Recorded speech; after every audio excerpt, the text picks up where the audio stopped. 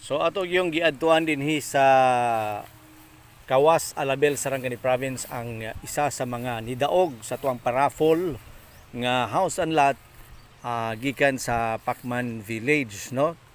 Kini siya si Mr. Jomari Mahinay. Sus mao din iyang gipuy-an pod, no? Unya ana siya sa ilawom sa kalubihan, hangyo lang kuno siya sa tag-iya diri nga mopuyo. Unya doon na siya gamayng trabaho kining uling-uling, no?